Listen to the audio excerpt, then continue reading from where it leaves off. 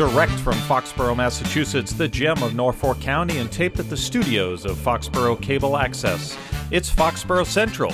And here's your host, Bob Hickey. And welcome to another fantastic episode of Foxborough Central. I am Bob Hickey, your host, thanking you for taking the time to join me and my guest as we talk about the people, events, and organizations that make Foxborough truly the gem of Norfolk County. And today, in continuing with our 2018 local election coverage of the Board of Selectmen's race, I welcome incumbent Ginny Coppola. Ginny, thank you so much for coming back on the program. Well, thank you very much for inviting me. For fans of Foxborough Central, we know that you've been here several times before in a number of capacities, but it's always good to have you back. And thank you again for not only your service in the past as a member of our Board of Selectmen and before that in the state legislature, but also for agreeing to run again. It's so huge to have volunteers willing to step up and take that seat. So congratulations. No, thank you very much. And it's good to have you here. So it's been 3 years.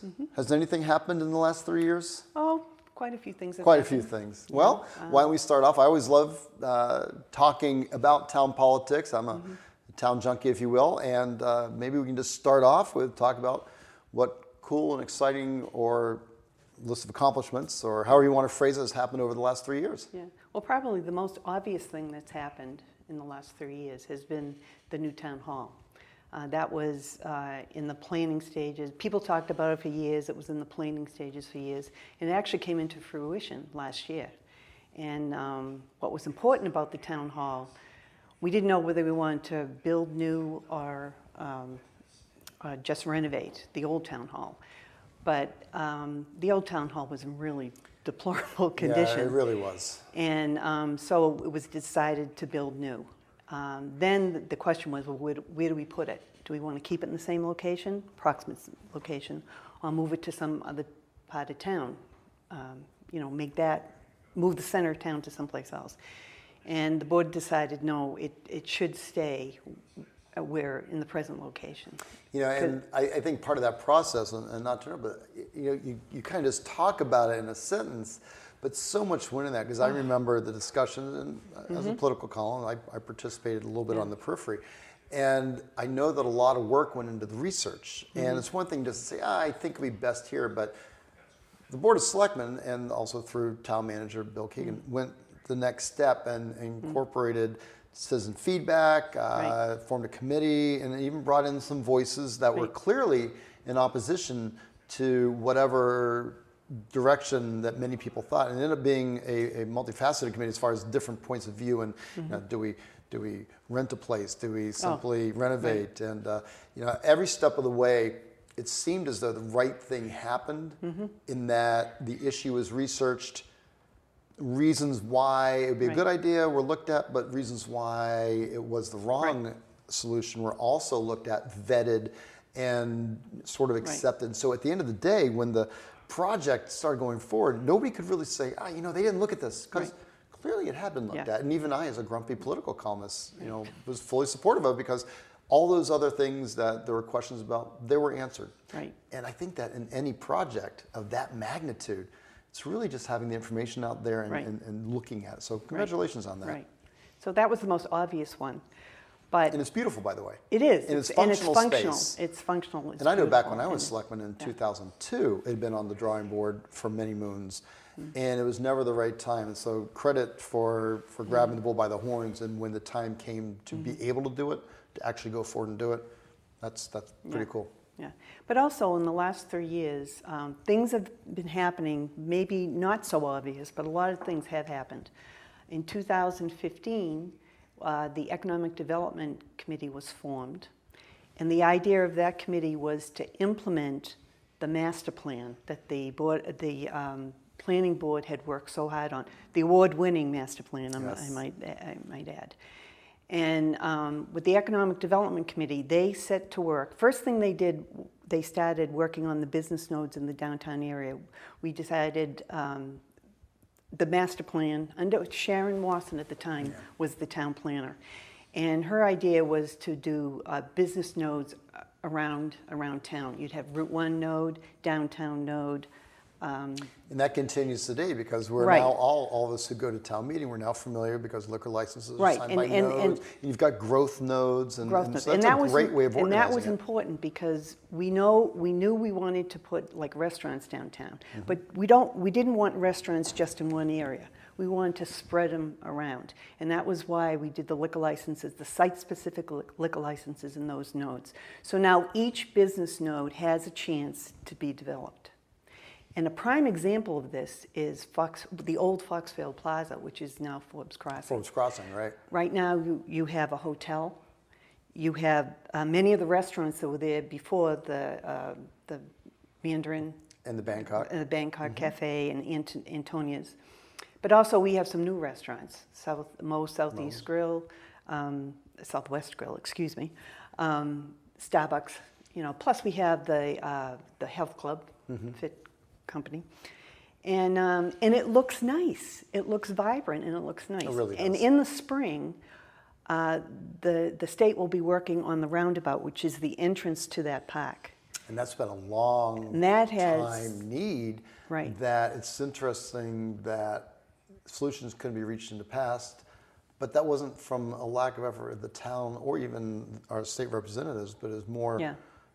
there was a mass highway issue Right, there. right. And a few years ago, I asked Jay Barrows if we could do a bus tour with Mass Highway of all the problematic roadways in the town of Foxborough.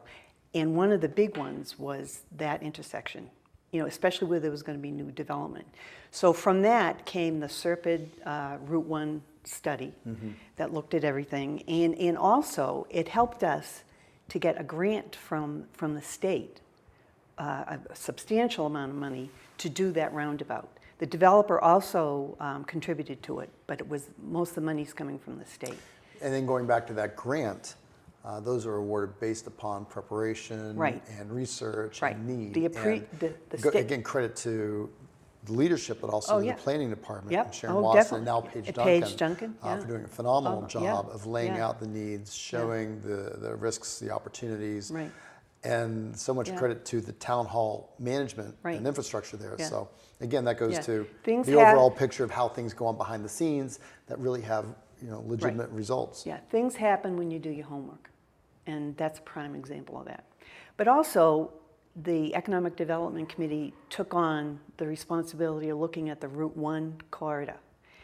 And it's taken them 3 years to do this, but they have come up with a revision of the zoning up on Route 1, which Okay. will be presented at town meeting. On May 14th, On there'll be May town meeting. 14th, Yep. right. I know everybody out here in Foxborough Central will be attending town meeting. Yeah. Well, I hope you will. Yeah, so what that did is they looked at the zoning, and the zoning up there, they had the S1 zone, and then they had an overlay. And that was done like 25 years ago. But the idea is they wanted that developed, but they didn't want it to look like Route 1 in Saugus. The line down the center of Route 1 and all the small, Right, right. which was a great idea at the time. However, since then, things have changed, and no development really has gone in there.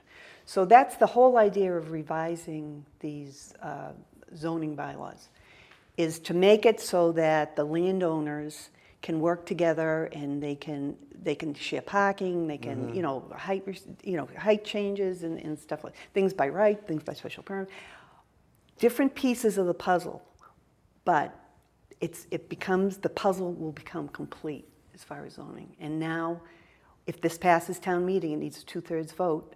It's a very comprehensive warrant article, but I think it's a good warrant article. You do? The Economic Okay, so you're Development fully in Committee. support of it? I'm supportive. Okay, I'm good. definitely supportive.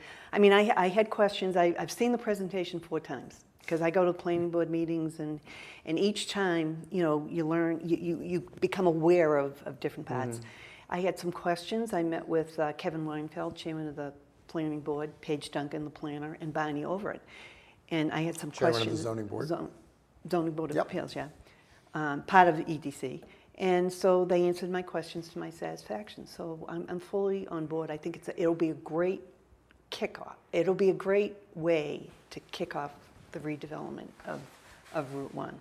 However, I was just going to say, we're talking with Ginny Coppola, who is member of our Board of Selectmen, and I'm so happy to be talking to you because I love talking town stuff, and I definitely want to pick that thread up. I just want to remind everybody also that the election is going to be on May 7th. It's important to cast your vote for your favorite candidates. There's 2 seats that are currently contested. Ginny is one of the incumbents, and we wish you best with that election coming up, so I just want to continue that conversation. So the second part of the revitalization of Foxborough is the downtown area. We have the old fire station and the old funeral home. Right, directly behind it on Market Street. That has, lain unused for many years.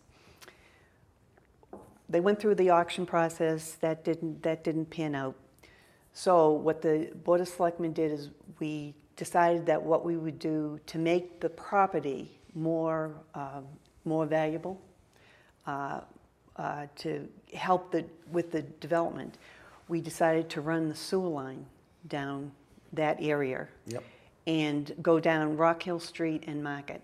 And the key to that, the bonus of that is now all the properties on Rock Hill, on Market, who have failing septic systems can now hook in to that. So that's the bonus.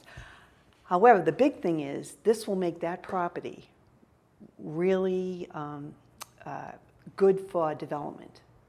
And when we sell, and the RFPs, request for proposals, they'll be going out in the spring, just about the same time that the piping is completed. Okay.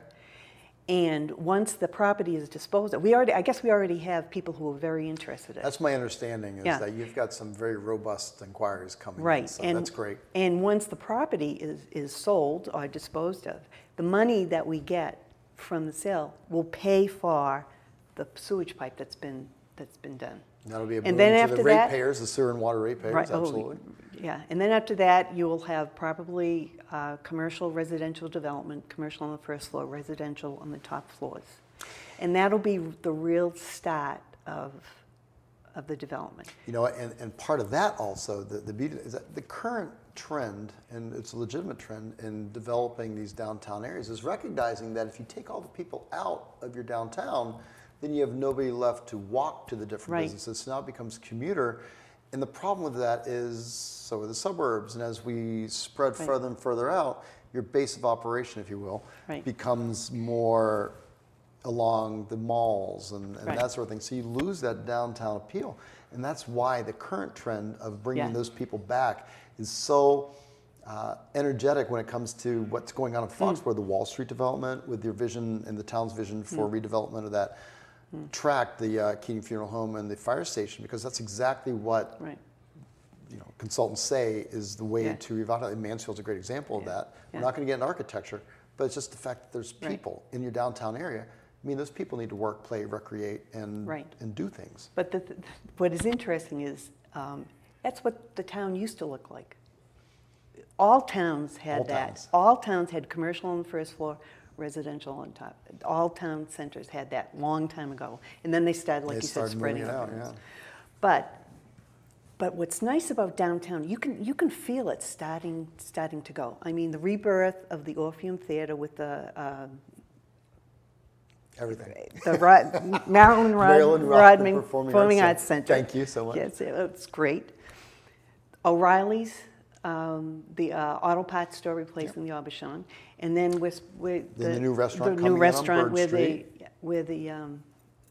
And we actually, people sometimes don't realize that we don't have vacant office space or vacant retail space in the center of town. So it's not a matter of empty storefronts. It's a matter of how do we then bring people in? Right. And that the development plan, and again, Sharon Watson to begin, and Paige Duncan, who's phenomenal now. They really capture that and understand what it really takes to make it happen. And they're taking, and Paige is taking the steps. It's phenomenal to see, again, behind the scenes. But also with the Mansfield, Foxborough, Norton sewage, we now have sewage flow, which is a big concern. That's been a handcuff since 1992. It has, because people in existing businesses, if they had a business that used a lot of water, had a lot of sewage, they couldn't expand. You couldn't get restaurants down here. It's very unusual. Now they'll be able to do that. They'll be able to go into the other business nodes too, because the sewage will be able Right. to be hooked up. So It's things just are unleashed a going world of opportunity. It is, and things are really going to start to pop. Well, And I would be and you want to be Be there a to part make of sure it, that it yeah. pops in the right direction. Exactly right. Fantastic. Right. So again, we're Yeah. talking to Ginny Coppola, who is on our Board of Selectmen here in Foxborough. Election day is on Monday, May 7th. It's going to be a beautiful day, the perfect day to vote, unlike today if you look over my shoulder. The polls open at 7 o'clock in the morning. They'll close at 8 o'clock. Stay with it, because after the polls close, I'll be back on the air with live election coverage, courtesy of Foxborough Cable Access, and you'll be joining me for an interview.